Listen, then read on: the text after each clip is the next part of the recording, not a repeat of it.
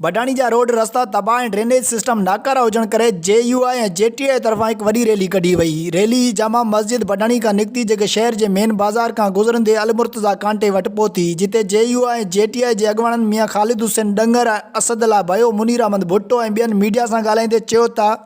तव्हां सभु बख़ूबी वाक़िफ़ आहियो त बडाणी शहर जी छा हालत आहे, नालनि जी छा हालत आहे, रस्तनि जी छा हालत आहे। महांगाई जे हिसाब सां या इनक्रोचमेंट ॾिसो तव्हां त मोटरसाइकिल जो गुज़रण बि मुश्किल आहे। बडाणी असां कॾहिं बि आया आहियूं त ॿाहिरूं अची ॿाहिरूं था,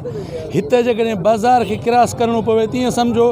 त इहे सखर जी बाज़ार क्रॉस करणी आहे, एतिरी सोड़ ऐं मुसीबत हूंदी आहे। असांजो मुतालबो इहो आहे गवर्नमेंट खां, DC साहब खां त महिरबानी करे शहर जी देखभाल करे जेके कम मुकमिल न आहिनि थिया, पैसा भी रिलीज़ थी विया आहिनि त उन कमनि खे मुकमिल कराए। इन बडाणी शहर में रहूं था, एतरी आबादी हज़ारनि जी तादाद में आबादी आहे, उन्ही जे बावजूद असांजी पूरी बुनियादी सहूलतनि खां असां महरूम आहियूं। मुतालबो कयूं था खुदारा असांजे रोड रस्तनि खे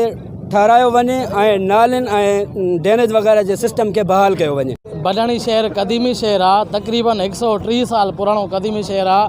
जंहिंखे जदीद दौर जी हर सहूलत खां महरूम रखियो वियो आहे। हीउ एहतजाज तव्हां ॾिसी रहिया आहियो, हिननि जो मुतालबो आहे त बख्शापुर खां बडाणी जेको इंडस हाईवे खां लिंक रोड लॻे थो पियो, उहो तबाह ऐं बर्बाद थी चुको आहे। ऐं उन खां पोइ जेको नाले जो कमु आहे, 8 करोड़ पंहिंजो ठेको हुयो जंहिंखे अधु में छॾियो वियो आहे। असीं इंतिज़ामिया सां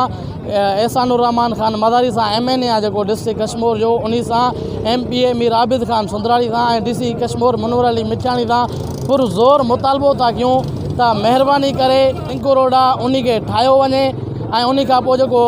नाले जो कमु अधु में छॾियो वियो आहे उन खे बि कमु हलायो वञे, न त असां एहतजाजी जी जेको दाइरो आहे असां उनखे वधाए करे नेशनल हाईवे बंदि कंदा। वधीक उन्हनि वस वारनि PP चेयरमैन बिलावल भुट्टो ज़रदारी, वज़ीर आला सिंध ऐं DC कश्मीर मनोहर अली मिठाणी खां मुतालबो कयो त ठेकेदारनि ख़िलाफ़ एक्शन खणी बडाणी ऐं बख्शापुर जो लिंक रोड ऐं ड्रेनेज सिस्टम नाला ठाराए ॾिना वञनि, न त ॿी सूरत में इंडस हाईवे रोड ते धरणो हणी पंहिंजे शहर जा हक़ हासिलु कंदासीं।